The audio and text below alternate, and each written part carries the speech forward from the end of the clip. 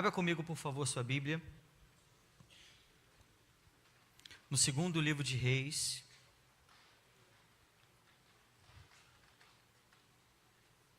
Segundo livro de Reis, capítulo de número 23. Segundo livro da história dos reis de Israel e de Judá. Capítulo de número 23. Versículo de número 26 apenas. Você está comigo? Amém? Diz assim: nada obstante, o Senhor não desistiu do furor da sua grande ira com que ardia contra Judá, por todas as provocações com que Manassés o tinha irritado. Vamos ler juntos? Nada obstante, o Senhor não desistiu do furor da sua grande ira com que ardia contra Judá, por todas as provocações com que Manassés o tinha irritado. Muitas pessoas se perguntam, e aqui há um segredo incrível: como a glória de Deus pode se manifestar na nossa vida? Como nós podemos ser objetos da glória e do manifestar da glória de Deus? Muitos pensam que o simples fato da leitura da palavra manifesta a glória de Deus na nossa vida. Não. A leitura da palavra nos traz fé, nos traz respostas, nos dá sabedoria, mas a manifestação da glória de Deus não é trazida através da leitura da palavra. Outros pensam que através de uma vida de oração, a glória de Deus se manifesta em nós. E eu quero abrir e fechar um parênteses. Se você quer ter uma vida de oração, traga a oração para a sua vida. A oração traz comunhão, a oração traz milagres, a oração traz vitória, mas a oração não manifesta a glória de Deus em nossas vidas. E ainda outros pensam que o jejum é capaz de trazer a manifestação da glória de Deus. Não, o jejum traz fortalecimento espiritual.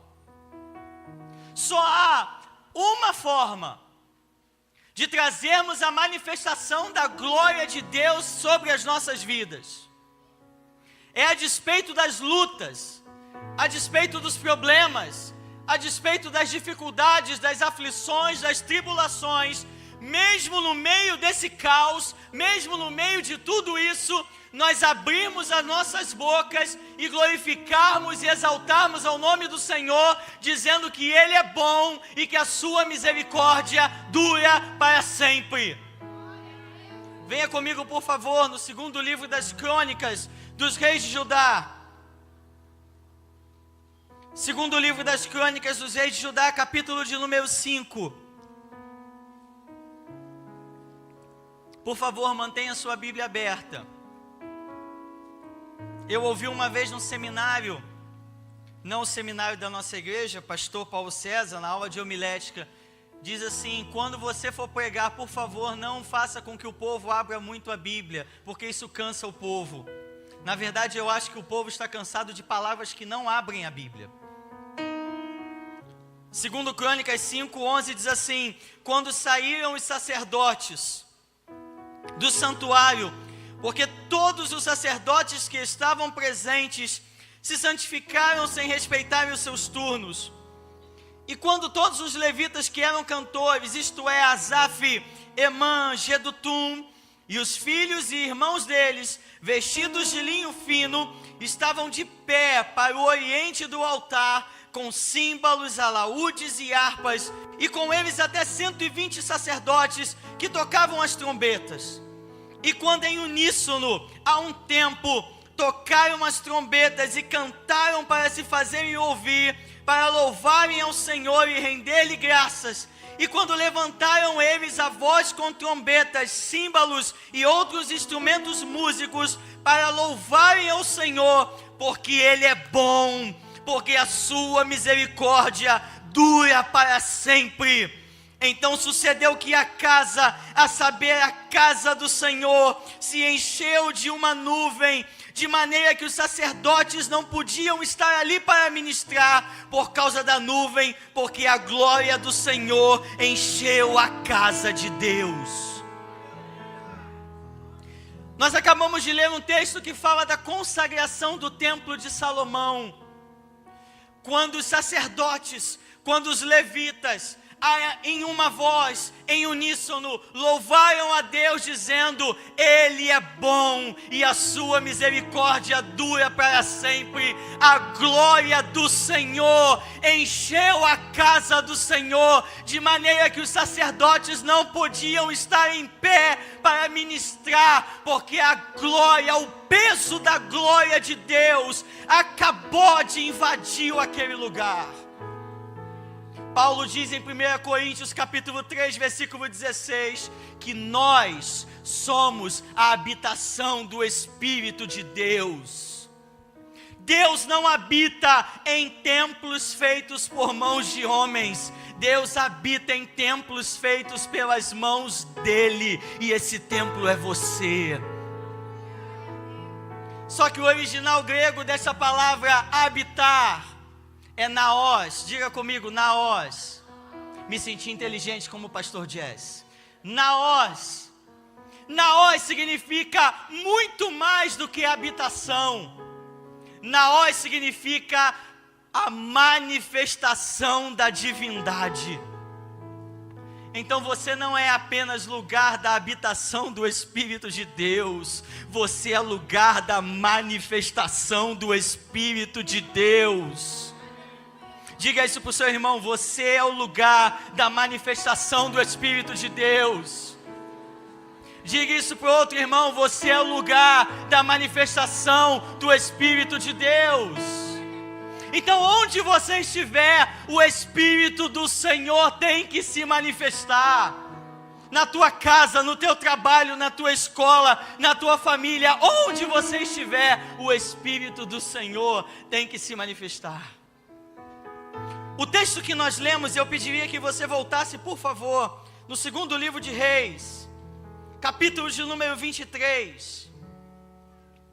Fala que o Senhor não quis perdoar a Judá pelos pecados de Manassés. E nós vamos ver quem foi Manassés. Venha comigo, por favor, no capítulo de número 21 do segundo livro de Reis, a partir do versículo 1. Segundo Reis 21, 1. Ouço páginas ainda. Você está comigo? Amém?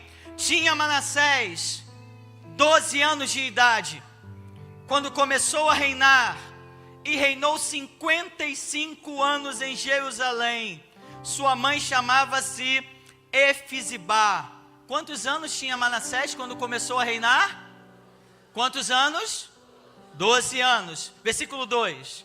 Fez ele o que era mal perante o Senhor, segundo as abominações dos gentios, que o Senhor expulsara de suas possessões, de diante dos filhos de Israel.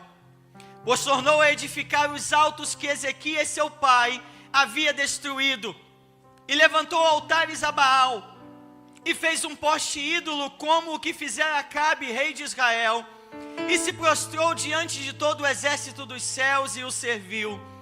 Edificou altares na casa do Senhor, da qual o Senhor tinha dito: em Jerusalém porei o meu nome.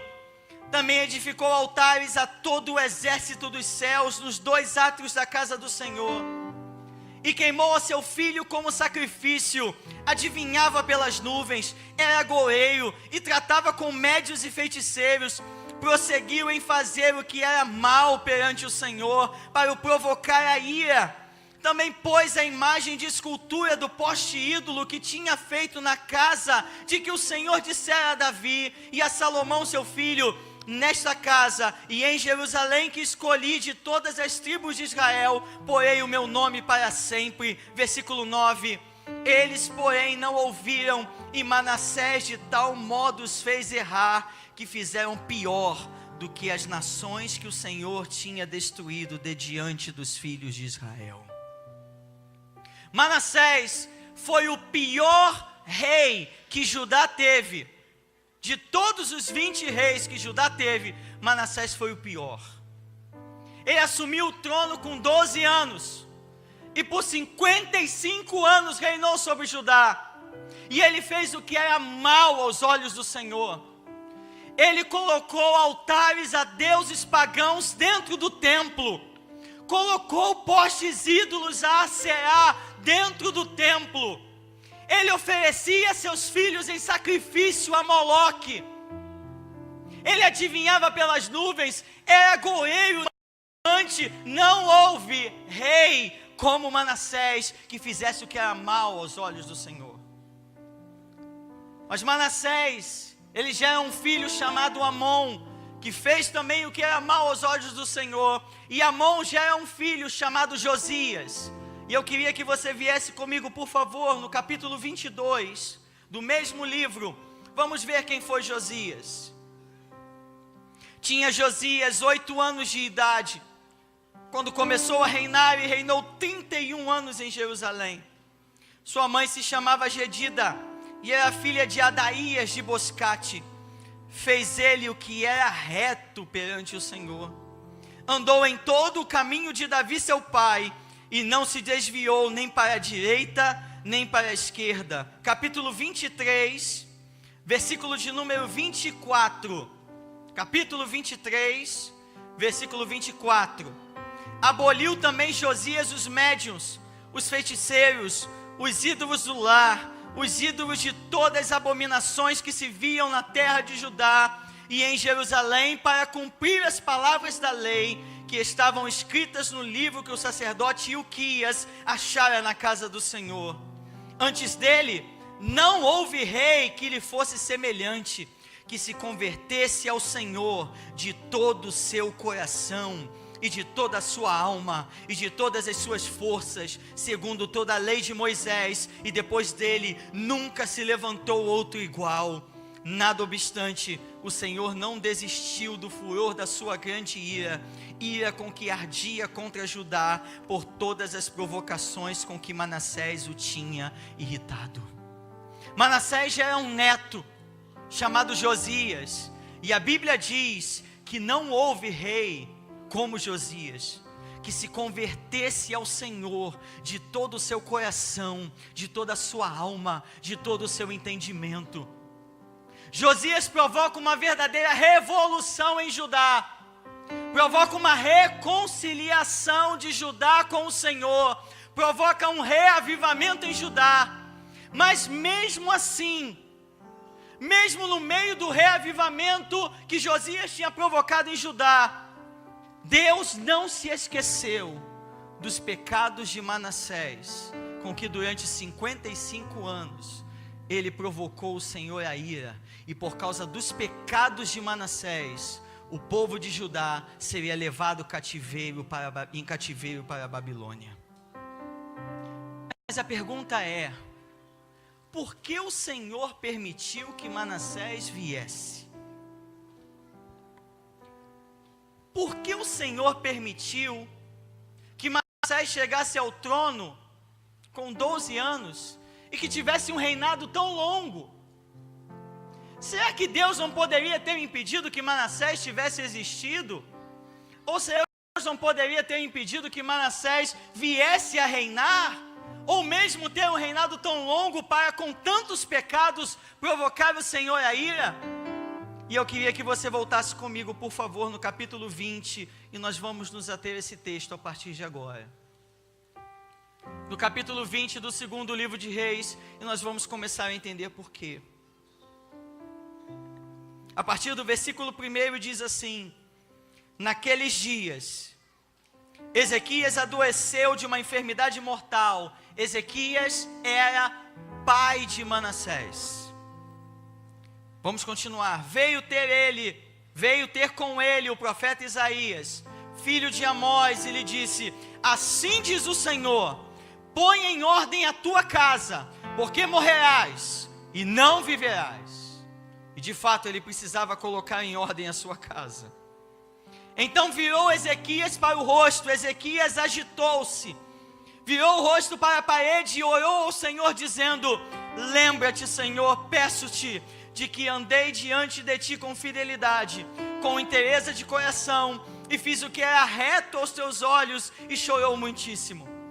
Antes que Isaías tivesse saído da parte central da cidade, veio a ele a palavra do Senhor dizendo: volta e dize a Ezequias, príncipe do meu povo, assim diz o Senhor, o Deus de Davi teu pai, ouvi a tua oração e vi as tuas lágrimas, e eis que te curarei. Ao terceiro dia subirás à casa do Senhor, e acrescentarei aos teus dias 15 anos. Por que Manassés veio? Se Ezequias não lhe tivessem acrescentado, se Deus não tivesse acrescentado esses 15 anos a Ezequias, Manassés não teria nascido. Porque ele começou a reinar com 12. E o que Deus começa a falar à sua igreja nesta manhã é o seguinte: é melhor morrer novo do que gerar Manassés. É melhor morrer novo do que gerar Manassés.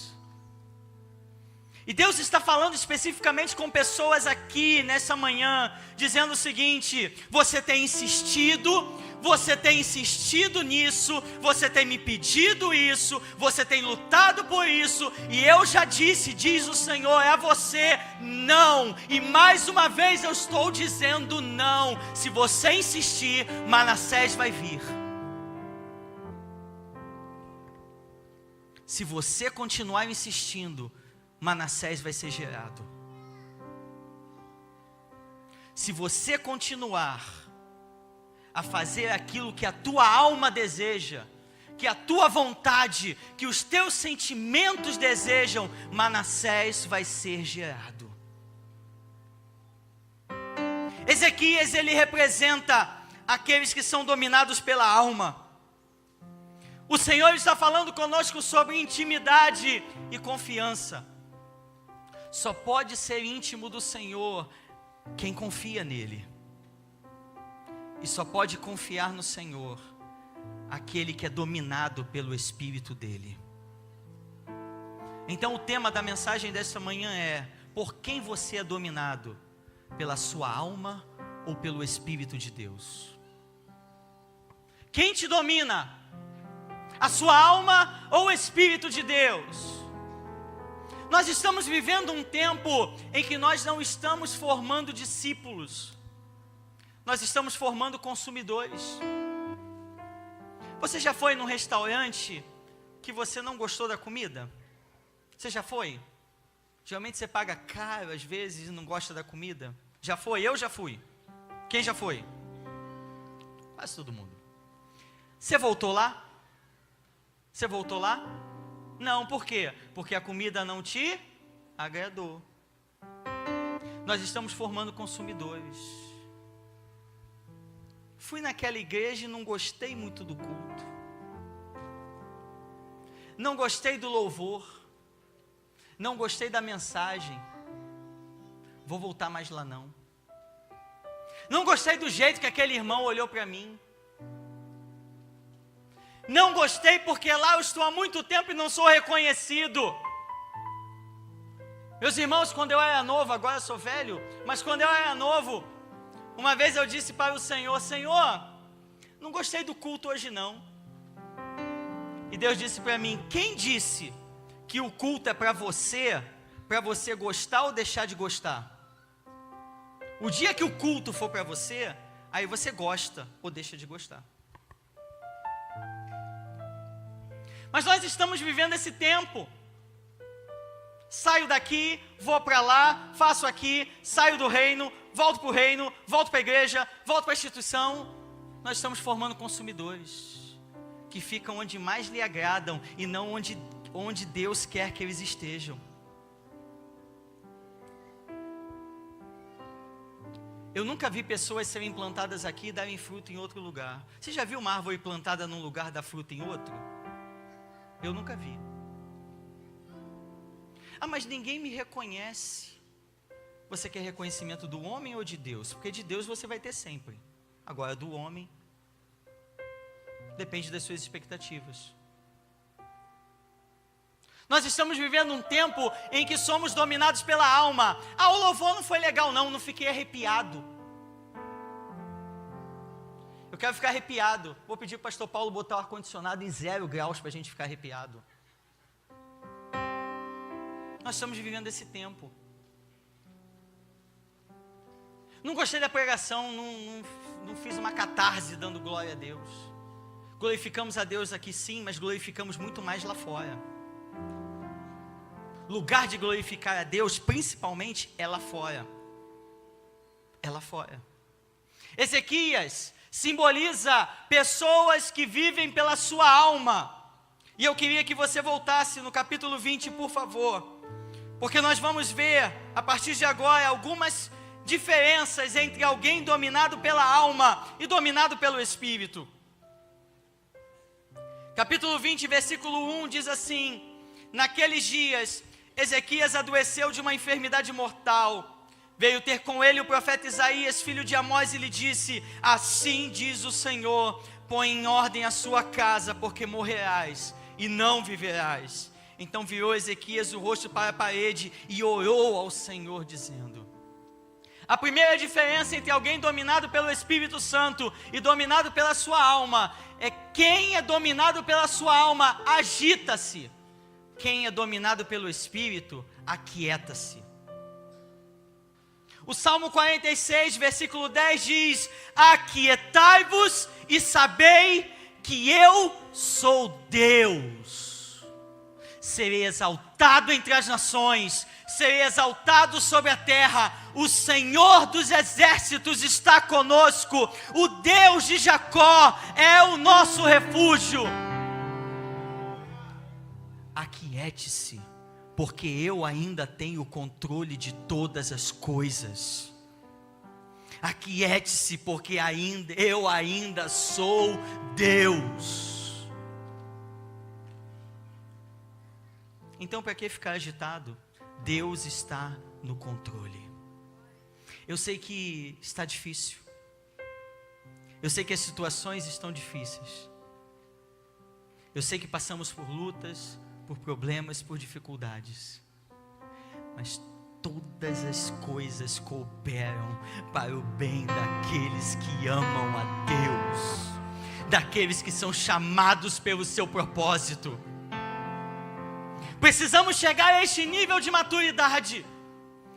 Apesar dos problemas, apesar das lutas, não abrimos a nossa boca para murmurar, mas para glorificar. Vamos fazer isso? Vamos dizer juntos: o Senhor é bom e o seu amor dura para sempre. Mais uma vez: o Senhor é bom e o seu amor dura para sempre. Mais uma vez: o Senhor é bom e o seu amor dura para sempre. Você pode aplaudir ao Senhor. Glória a Deus. Ainda em Abacuque, capítulo 3, a partir do versículo 17.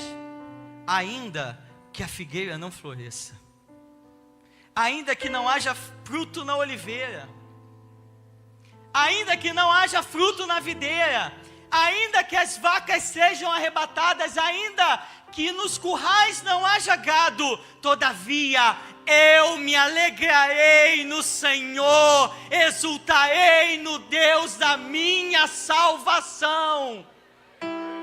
Ah, é mais do que suportar, é se alegrar no meio do caos. Deus está nos chamando para esse nível de maturidade nessa manhã.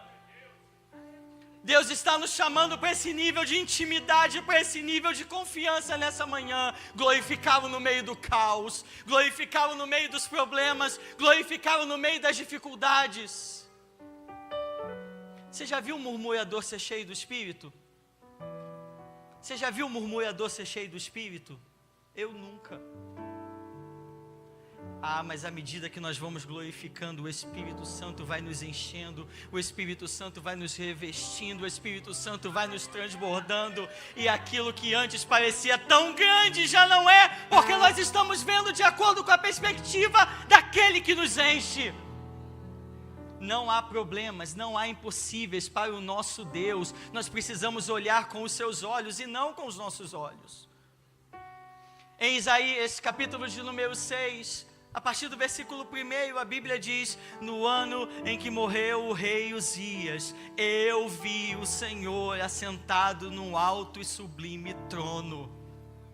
Uzias tinha sido um bom rei em Judá, e os teólogos dizem que ele era primo de Isaías. Durante 52 anos, Uzias ocupou o trono de Judá.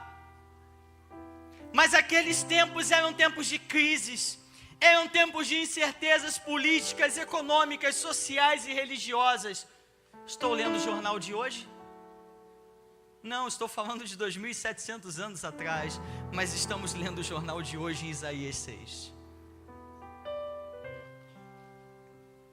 E dentre todas as formas que Deus poderia se manifestar a Isaías, Deus se manifesta sobre um alto e sublime trono. O que Deus está dizendo para Isaías, Ele está dizendo para nós: o trono de Judá pode estar vago, mas o trono do universo nunca vai estar vago. Eu controlo todas as coisas. Aqueles que são dominados pela alma agitam-se. Aqueles que são dominados pelo Espírito, eles se aquietam, mesmo que haja uma sentença de morte contra eles. Uma vez o anjo Gabriel foi a Nazaré, na Galileia, e ele apareceu uma jovem que tinha um contrato de noivado com um homem chamado José. O nome dessa mulher, você sabe, é Maria. E o anjo diz: salve agraciada, o Senhor é contigo. Você vai conceber, porque o Espírito do Senhor vai se apoderar de ti. Quando o anjo diz isso, que aquela mulher noiva ficaria grávida, o anjo está dizendo para Maria assim: Maria, você vai morrer. Sabe por que ele diz isso? Que bastava José denunciar Maria às autoridades, aos anciãos de Israel, que ela morreria apedrejada. E Maria sabia disso, mas ela tinha a certeza do Senhor sobre si, e ela disse: eis aqui a serva do Senhor, faça-se conforme a sua vontade. Aqueles que são movidos pelo Espírito de Deus dizem: eu não estou entendendo nada, eu não sei o que está acontecendo, a situação vai além da minha compreensão, mas de uma coisa eu sei: eis aqui o servo do Senhor, faça-se conforme a sua vontade na minha vida, porque eu sei que a sua vontade é boa, é perfeita e é agradável. Mas não é boa, perfeita e agradável para mim, é boa, perfeita e agradável para Ele. Muitos interpretam errado esse versículo. Ela é boa, perfeita e agradável para Ele. Segundo ponto, segunda característica de alguém movido pela alma e de alguém movido pelo Espírito. Versículo de número 3, por favor, do segundo livro de Reis, capítulo 20.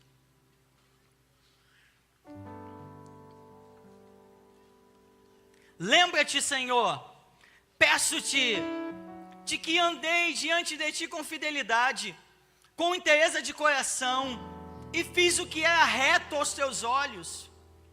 E chorou muitíssimo. Ezequias estava dizendo: Senhor, eu andei diante de ti com fidelidade, eu fui inteiro de coração, e eu fiz o que era reto. Ezequias está dizendo: Senhor, eu sou o cara. Será? Volta comigo 2 páginas, capítulo 18, versículo 13. capítulo 18, versículo 13. No ano 14º do rei Ezequias, subiu Senaqueribe, rei da Assíria, contra todas as cidades fortificadas de Judá e as tomou. Então Ezequias, rei de Judá, enviou mensageiros ao rei da Assíria, Laquis, dizendo: Rei, retira-te de mim, tudo que impuseres suportarei. Então o rei da Síria impôs a Ezequias, rei de Judá, 300 talentos de prata e 30 talentos de ouro. Deu-lhe Ezequias toda a prata que se achou onde?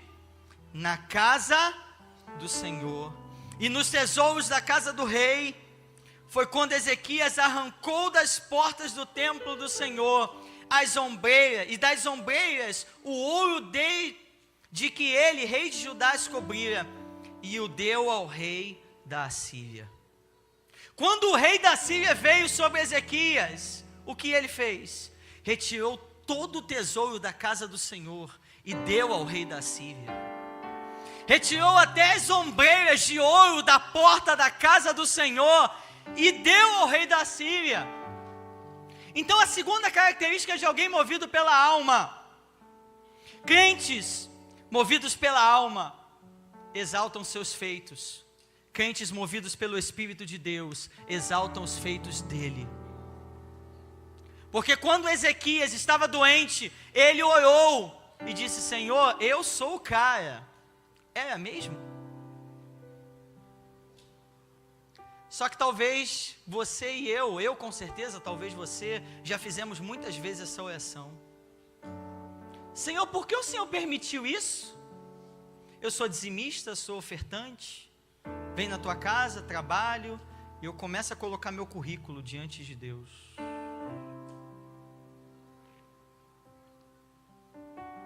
Começa a dizer o que eu faço. Só que Isaías 64, versículo 6 diz que as nossas justiças diante dele são como trapo de imundícia. Ao contrário de Ezequias, fez Daniel. Venha comigo, por favor, no livro de Daniel, capítulo de número 9. Daniel 9.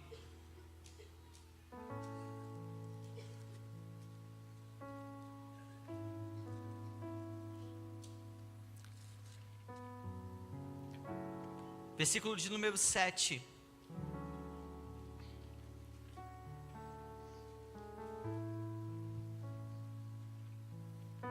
Daniel 9:7 diz assim: a ti, ó Senhor, pertence a justiça, mas a nós, inclusive Daniel, o coar de vergonha, como hoje se vê aos homens de Judá, os moradores de Jerusalém. Todo Israel, quer os de perto, quer os de longe, em todas as terras por onde os tens lançado, por causa das suas transgressões que cometeram contra Judá. Versículo 17. Agora, pois, ó Deus nosso, ouve a oração do teu servo e as suas súplicas, e sobre o teu santuário assolado faze resplandecer o rosto por amor do Senhor. Inclina, ó Deus meu, os ouvidos e ouve. Abre os olhos e olha para a nossa desolação e para a cidade que é chamada pelo teu nome, porque não lançamos as nossas súplicas perante a tua face, fiados em nossas justiças, mas em suas muitas misericórdias. E acerca deste homem, Deus dá um testemunho registrado em Ezequiel capítulo 14, versículo 20. Eis que se em Judá houvesse Daniel, Noé e Jó, somente esses 3 homens pela sua justiça teriam a sua vida como despojo, nem as suas famílias seriam salvas. Aquele homem que era justo, reto, Daniel, temente ao Senhor, ele disse: Senhor, eu não lanço as minhas súplicas confiado na minha justiça, mas nas tuas muitas misericórdias. Você está aqui, bonitinho, cheirosinho, gostosão, não é por causa da sua perseverança, não é pelo que você fez, pelo que Jesus fez por você. Você é abençoado pelo Senhor, não é pela sua fidelidade, é pela fidelidade dEle. Você recebe bênçãos não é porque eu trabalho, não é porque eu prego, não é porque eu louvo, não é porque eu ministro, é pela sua graça que nos alcançou. É pelo poder dEle que abunda em nós, é pelo poder dEle que transborda sobre nós, é por Ele, a Ele seja dada a glória pelos séculos dos séculos. É Ele, é a Ele, glorificado seja o nome dEle, bendito seja o nome do Senhor.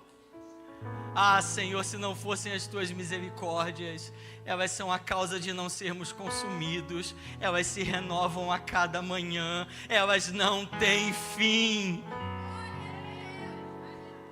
Você pode glorificar a Deus por isso. Ah, se não for o Senhor conosco, ah, se não for o Senhor sobre as nossas vidas, sobre as nossas casas, sobre as nossas famílias. Se não for o Senhor, ó Israel, onde nós estaríamos? Quem nós seríamos se não fosse o Senhor por nós? Com certeza não estaríamos aqui, com certeza a tua família não estaria de pé, com certeza você não teria aquilo que você tem do Senhor. Glórias sejam dadas, pois, a Ele eternamente. Volte comigo, por favor, para 2 Crônicas, capítulo 20. 2 Reis, desculpe. 2 Reis 20. Volte comigo, por favor.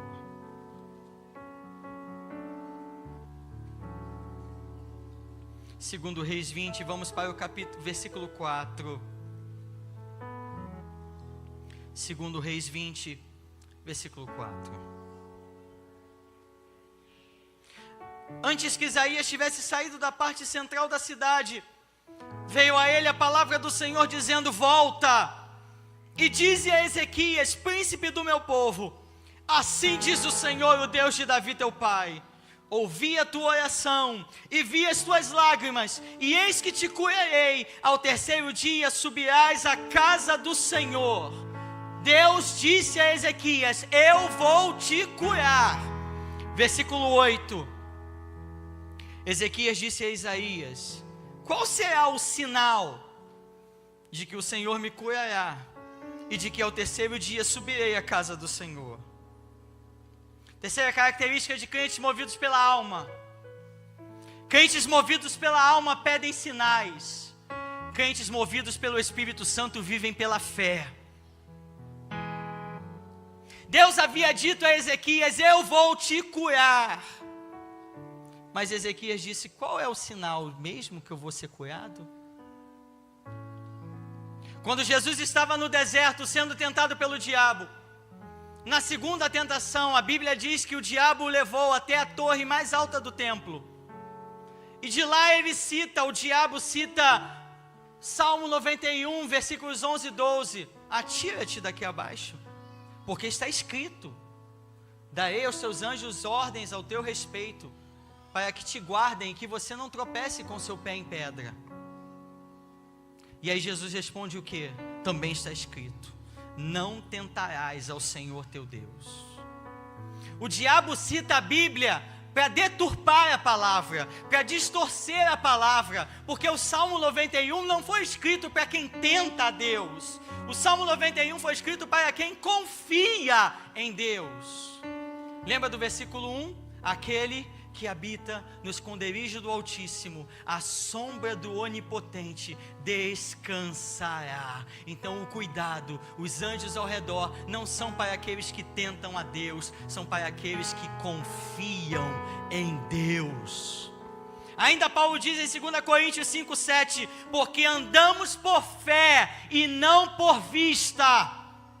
Ainda em 2 Coríntios capítulo 4, versículos 17 e 18, porque a nossa leve e momentânea tribulação produz em nós um peso eterno de glória, acima de toda e qualquer comparação, atentando nós, não para as coisas que se veem, mas para as coisas que não se veem, porque as coisas que se veem são temporais, mas as coisas que não se veem são eternas. Não importa, queridos, preste atenção nisso. Não importa o que a economia diz, o que o jornal diz, o que o presidente diz. Não importa o que a sua família diz. Não importa o que você mesmo diz. O que importa é o que o céu diz. Mas preste atenção nisso, que isso é importantíssimo. Só ouve o céu quem está conectado ao céu. Só ouve o céu quem está conectado ao céu. Paulo diz em Colossenses 3, 1 e 2: você já ressuscitou com Cristo, então faça o quê? Pense nas coisas do alto e não nas coisas que são da terra. O nosso problema é que nós estamos imersos no sistema da terra, em como a terra pensa, em como a terra vive, em como a terra se porta, e não no que o céu pensa, em como o céu vive, em como o céu se porta. Deixa eu te falar uma coisa. Eu fiz curso de inglês por 7 anos, e a despeito disso, eu não sei falar inglês fluentemente. Culpa do curso? Não, culpa minha. Sabe por quê? Porque eu estou imerso em outro idioma. A família da minha mãe, ela é lá de Maceió, terra boa, e nós já fomos lá algumas vezes. Quando você passa 2 semanas lá no Nordeste, você já volta falando meio assim, com sotaque diferente. Eu estou imerso naquela linguagem e acabo pegando o ranço daquela linguagem. Se nós ouvirmos a terra, nós vamos falar o que a terra diz. Se nós estivermos imersos na linguagem da terra, nós vamos falar o que a terra diz, nós vamos falar o que a terra pensa, nós vamos viver terra na terra, mas Deus nos chamou para viver céu na terra. A terra diz: é impossível que o seu filho se converta. O céu diz: crê no Senhor Jesus e será salvo, tu e a tua casa. A terra diz que vai faltar, o céu diz: fui moço e hoje sou velho, mas nunca vi um justo desamparado e nem a sua descendência mendigando pão. Então a partir de hoje você vai fazer diferente. O que o céu diz a respeito dessa situação. E a linguagem do céu é a palavra de Deus. O que a Bíblia diz? O que o céu diz? Até que o céu se manifeste nas nossas casas, até que o céu se manifeste nas nossas vidas. Nós queremos o reino de Deus nas nossas casas, queremos o reino de Deus nas nossas vidas, então nós precisamos ouvir o que o céu diz. Vem comigo, por favor, em Romanos capítulo 4. Romanos 4. Você me dá 5 minutos? Você me dá 5 minutos? Obrigado. Só 2 pessoas me deram, tá bom. Não vou fazer aquela piadinha mais 5 não, tá? Capítulo 4 de Romanos, versículo 18. Abraão, você está comigo? Sim. Abraão, esperando contra a esperança, está escrito? Creu para vir a ser pai de muitas nações, segundo lhe fora. As circunstâncias diziam que é impossível de você ser pai, mas o céu dizia o que? Você vai ser pai de muitas nações. 19. E sem enfraquecer na fé, embora levasse em conta o seu próprio corpo amortecido, sendo já de 100 anos e a idade avançada de Sara, não duvidou por incredulidade da promessa de Deus, mas pela fé se fortaleceu, fazendo o quê? Dando glória a Deus. Enquanto o céu não manifesta aquilo que ele lhe falou, dê glória a Deus. Enquanto o céu ainda não manifesta aquilo que Deus já lhe falou, vai dando glória a Deus para que você seja fortalecido em fé. 21, estando plenamente convicto de que ele era poderoso para cumprir o que prometera, pelo que isso também lhe foi imputado para a justiça. Volte comigo, por favor, segundo livro de Reis, capítulo 20. E eu quero terminar agora. Segundo livro de Reis, capítulo 20, versículo 12. Nesse tempo, Merodach Baladã, filho de Baladã, rei da Babilônia, enviou cartas e um presente a Ezequias, porque soube que estivera doente. Ezequias se agradou dos mensageiros e lhe mostrou toda a casa do seu tesouro, a prata, o ouro, as especiarias, os óleos finos, o seu arsenal e tudo quanto se achava nos seus tesouros. Nenhuma coisa houve, nem em sua casa, nem em todo o seu domínio, que Ezequias não lhe mostrasse. Quarta e última característica de alguém dominado pela alma. Alguém dominado pela alma é orgulhoso. E alguém dominado pelo Espírito é humilde.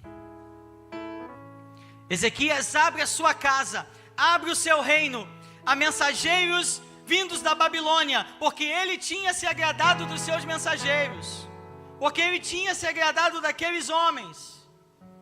E ele mostra tudo. Veja o que eu conquistei, vejam todas as minhas riquezas, veja tudo que eu conquistei com a glória do meu reino. Mas alguém que é movido pelo Espírito não é assim.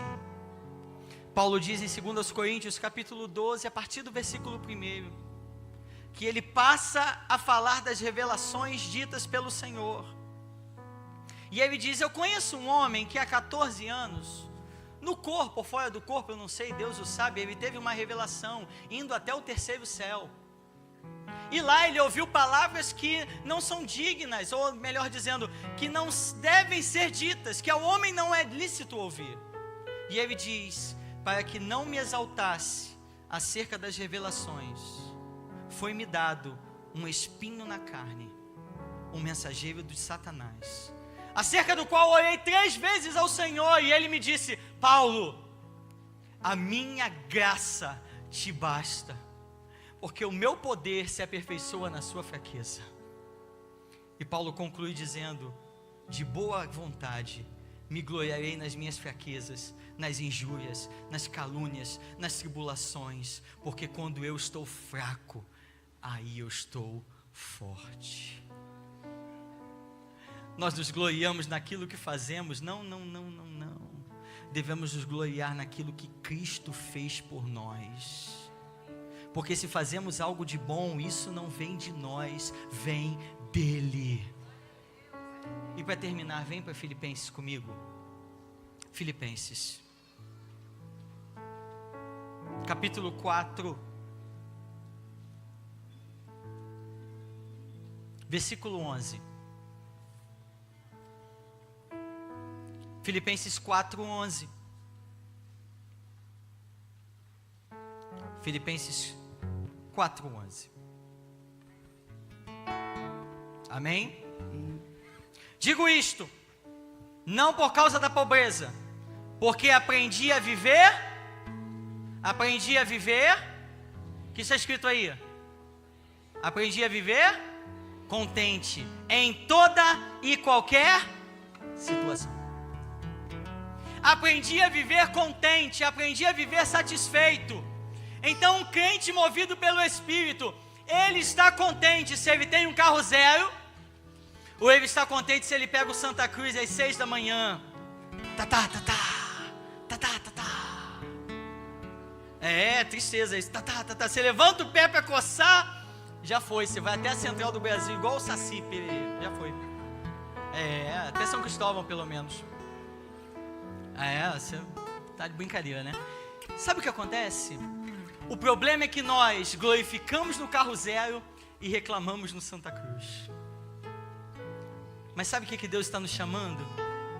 Está nos trazendo à memória quantos motivos nós temos para glorificar lá no Santa Cruz. Senhor, obrigado pela minha casa, obrigado pela minha família, obrigado porque eu estou indo para o meu emprego, obrigado pelo teu sustento, obrigado pela tua fidelidade, obrigado pela tua mão sobre a minha vida, sobre a minha família, obrigado por tudo aquilo que o Senhor tem feito, obrigado pela salvação que há em Cristo Jesus, obrigado pela sua graça. Obrigado, Senhor. Obrigado, Senhor. Obrigado. Feche seus olhos, por favor. Deus está colocando diante de nós hoje uma escolha. Chega de sermos uma geração almática. Chega de vivermos por emoções, por desejos e por vontades.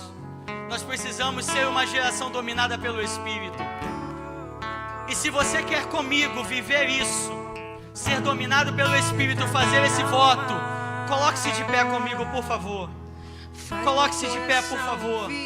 Se você quer ser uma geração dominada pelo Espírito, Senhor, eu não quero mais ser dominado pela alma no meu casamento, no convívio com os meus filhos, no meu trabalho. Chega de sermos crentes almáticos. Faça a sua oração. Enquanto isso, nós vamos louvar o Senhor. Aquieta minha alma, faz meu coração virtuoso. Coloca a mão no seu coração nesse instante. Perto, reflita na palavra de Deus que foi pregada. Só assim eu não me sinto só. Reflita. Traga ela da sua mente ao seu coração. Aquieta minha alma, faz a palavra de Deus é rema. Ela é transformadora. Ela vem ao encontro das nossas necessidades.